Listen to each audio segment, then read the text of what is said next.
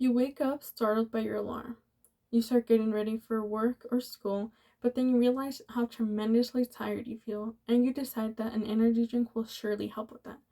But have you ever stopped to read how much caffeine is in the can? A problem that exists today is that people under the age of 18 have unrestricted access to energy drinks, which are known for being addictive. So today I will explain just how detrimental energy drinks can be for minors, possible solutions, and how as a community there's a possibility of making a change. For some background, the United States is the number one market for sports and energy drinks. The population consumes around 8 gallons of sports and energy drinks a year. These drinks are labeled as supplements, which are consumed nearly as much as multivitamins by teens and young adults. If a beverage is labeled natural, that does not mean it's healthy. And adding vitamins, minerals, and other substances does not make a drink healthy. The FDA classifies sports and energy drinks as dietary supplements and doesn't approve them before their marketing, so they are not subjected to the same rigorous and intensive processes as prescription medications. Therefore, manufacturers are the ones that are responsible for safety, good manufacturing processes, and truth in labeling. According to the Food and Drug Administration, adults' intake of caffeine should be 400 milligrams, which is 2 to 3 12-ounce cups of coffee. Pregnant or breastfeeding individuals should limit their intake to 200 milligrams, and for children, there are no safe set limits. The Mayo Clinic states on average an energy drink contains 100 to 300 milligrams of caffeine, although it does depend on the product. Now to explain why caffeine is detrimental to children. The National Association American Academy of Pediatrics does not encourage the consumption of caffeine or other stimulants by children or adolescents. As of recently, hospitals have seen a rising trend of minors being admitted due to caffeine overconsumption. This is known as caffeine toxicity. The symptoms include vomiting, high blood pressure, racing heart, heart rhythm problems, and less commonly, disorientation and hallucinations.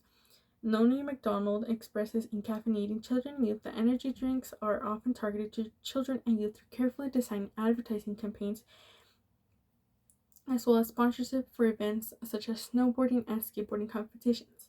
Children and youth are notorious for making poor health decisions.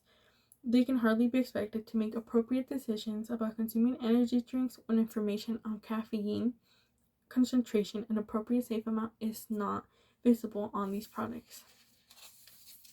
It's imperative that proper labels are created to ensure the amount of caffeine is acknowledged by the purchaser. Parents should make sure to watch the consumption of caffeine by the children to reduce the risk of them becoming addicted later on. Caffeine does offer some benefits depending on the individual. These include faster reaction time and stronger concentration, which can be useful if you are tired and need to stay sharp, for example, in a school setting. However, caffeine also does have negative effects such as nervousness, insomnia, irritability, and panic attacks. Those with pre-existing anxiety disorders may be more susceptible to these effects.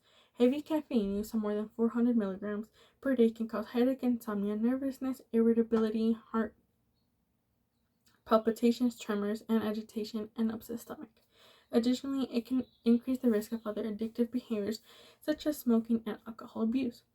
It can cause physical and psychological dependence as well as withdrawal symptoms if the intake is abruptly stopped. The FDA notes that toxic effects, including seizures, can occur with rapid consumption of 1200 milligrams of caffeine. While minors might believe that drinking a caffeinated beverage will help, it will most likely only serve as a distraction, especially in a school setting where the environment is already stressful. Just like an alcoholic beverage, there should be limitations placed on energy drinks. It will greatly reduce the amount of cases of children ending up with negative health conditions due to the overconsumption of caffeine. Harvard Health Publishing states that 78% of cases, so those exposed to energy drinks, were unintentional exposures, meaning the children did not realize they were drinking energy drinks or how much caffeine they were drinking. So in order to stop children from over-consuming caffeine, there should be changes made. This will be possible through taxation, marketing, labeling, and sales ban. Countries like Lithuania, Latvia, Poland, and Romania have successfully banned the sale of energy drinks to minors. For example, Dominika Granda wrote that in Poland, usage of energy drinks dropped from 46.4% 4% in 2022 to 19.1% in 2025 once the ban was implemented.